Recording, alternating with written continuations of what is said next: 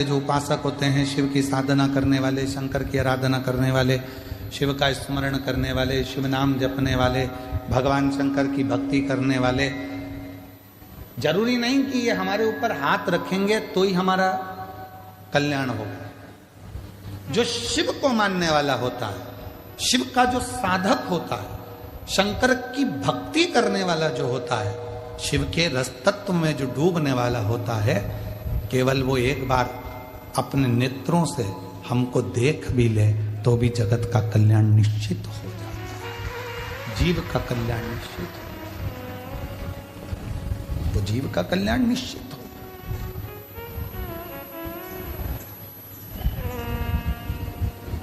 वो एक लाइन आप लोग गुनगुनाते हो ना, एक नजर, और कुछ भी नहीं।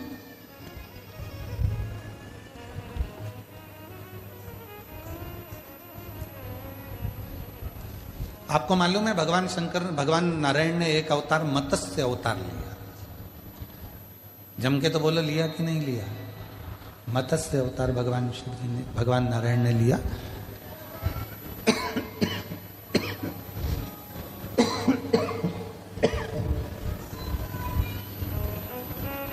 भगवान नारायण ने मत्स्य अवतार लिया और कभी आपने विचार करा कि मत्स्य अवतार भगवान नारायण ने क्यों धारण किया? कभी आपने स्मरण किया कि मत्स्य अवतार भगवान नारायण क्यों धारण करें? किस लिए धारण करा? क्योंकि मछली में एक गुण होता है। मछली अपने अंडों को देती है और वो अंडे पकते कैसे हैं? तो कहा मछली तैरते तैरते अपनी दृष्टि उस अंडे पर देती रहती है, देती रहती है, देती रहती है, और वो अंडे आखिरी में जन्म ले लेते हैं और वो मछली के रूप में घूमने लगते। अपने बच्चों को मछली गर्भ में नहीं रखती, अपने अंडे देकर मछली उस अंडे पर अपनी दृष्टि देती है। मछली अपनी दृष्टि प्रदान करती है, मछली अपनी दृष्टि देती है।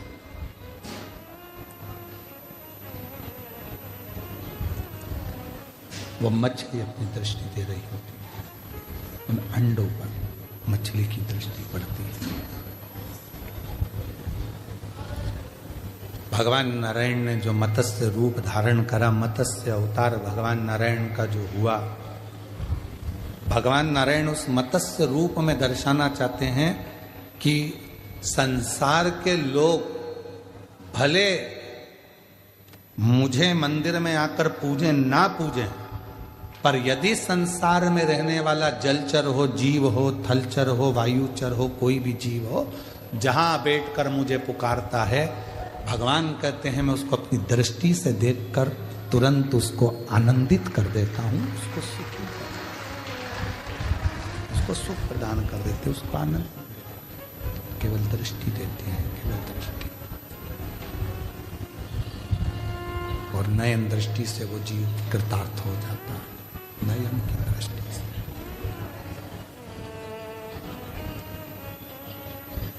दृष्टि पड़ी और वो सिद्ध हो गया, दृष्टि पड़ी और वो कृतार्थ हो गया। दृष्टि पड़ते से उसको सुख का महसूस होने लगा। केवल दृष्टि। तो शिव महापुराण की कथा में वर्णन आता है कि भगवान शंकर शिव साधना का जो सर्वप्रथम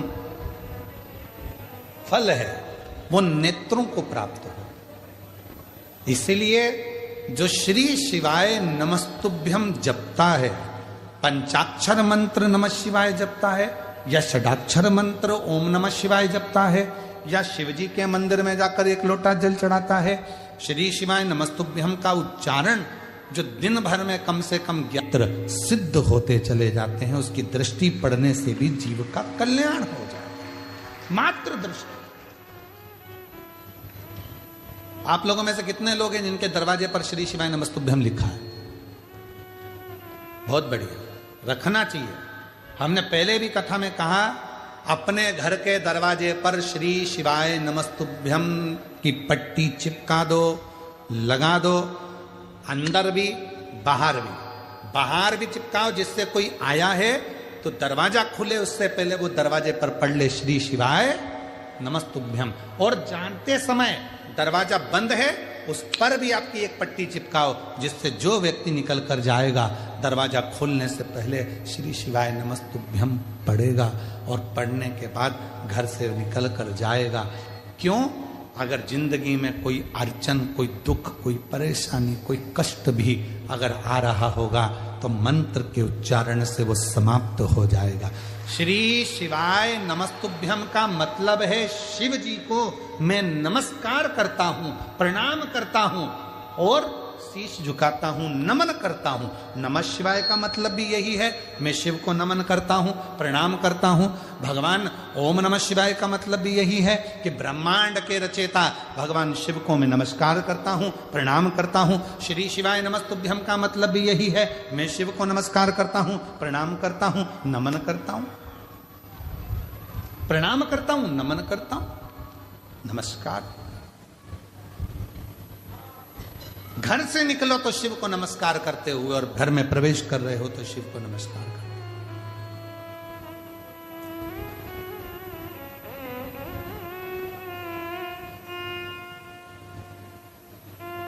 और हम तो निवेदन करेंगे आप लोगों से, आप क्या कोई विशेष फंक्शन हुआ करे तो उनको भी दिया करो श्री शिवाय नमस्तुभ्यम। लगाओ, अपने दरवाजे पर जरूर लगाओ, अपने घर में जरूर लगाओ, जिससे सबका कल्याण, सर्वे भवन्तु सुखी। लगाइए।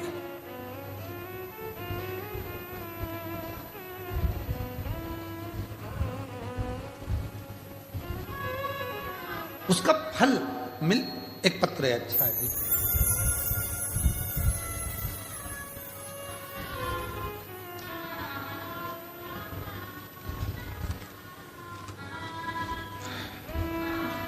मैं बबीता शर्मा, जीव को फलित होती है, फल जरूर देती है। शिव उदारता का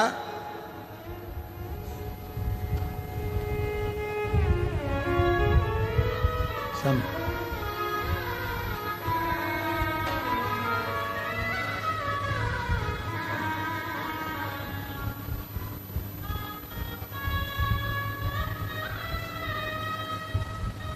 नेत्र,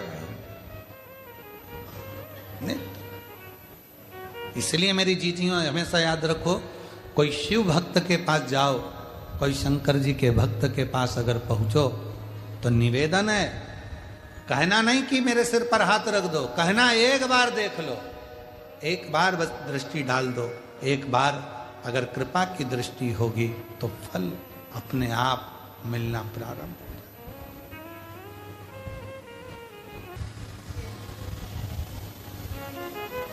अपने आप को कभी गरीब भी मत समझना और अपने आप को कभी कमजोर भी मत समझना। ना गरीब समझो, ना अपने आप को कमजोर समझो। पार्वती जी की सहेलियों ने कह दिया था शिव नहीं मिलेंगे, तुम आ जरूर गई हो अपने घर से, पर शंकर कभी तुम्हें अपनाएंगे नहीं, शिव नहीं मिलेंगे। पार्वती जी बोली, अगर विश्वास पक्का है तो शिव मिलेंगे जरूर, अगर भरोसा पक्का है तो भगवान देव अधिदेव महादेव मिलेंगे जरूर, अगर विश्वास पक्का है तो शंकर मुझे अपनाएंगे, अगर विश्वास पक्का है तो शिव मुझे अपना बनाएंगे, ये निश्चित है। फिर सखी ने कहा, सहेली बोली, ऐसे तो कहीं कितने हैं जो शिव जी को दिन रात पुकारते रहते हैं, पर शंकर भगवान उनको मिलते ही नहीं है। पार्वती जी कहती है वो और होंगे, उनका मैं पक्का नहीं कह सकती, पर मेरा पक्का कहती हूँ कि मेरा भरोसा, मेरा विश्वास दृढ़ है। भरोसा यदि मेरा पक्का है तो शिव मुझे जरूर। पार्वती जी ने जो तप साधना प्रारंभ करी तो देव अधिदेव महादेव का सबसे पहले पार्वती जी को स्वप्न में दर्शन हुआ। सबसे पहले स्वप्न में दर्शन। और हमने पहले भी कथा में कहा है, आप सभी को आज फिर कहते हैं, मेरी जीजियों, तुम्हारा काम ना चल रहा हो, व्यापार ना चल रहा हो, बहुत कर्जे में लदालूम हो गए हो, मिल रहा है, ना ही कोई कदर करता है और ना ही जगह जगह की ठोकर खा खा कर थक गए हो, तो निवेदन है, एक बेलपत्र, एक कनेर का फूल, एक दुर्वा, एक चावल का दाना, और वो चावल का दाना भी लाल चंदन में भींगा हुआ।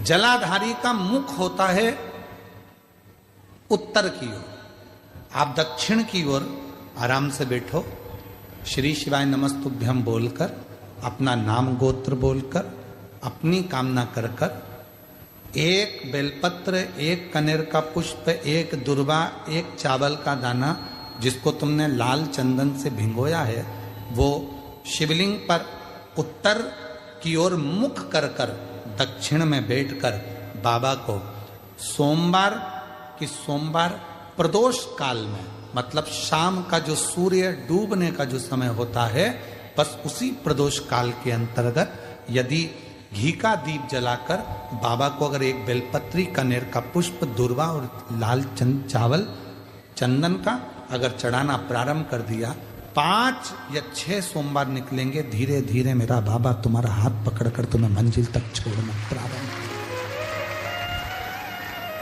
नहीं चल रहा व्यापार, नहीं चल रही फैक्ट्री, नहीं चल रही दुकान, बहुत तकलीफ की जिंदगी है, कोई पैसे खाकर भाग गया, नहीं दे रहा, कर्जे में डूब गए,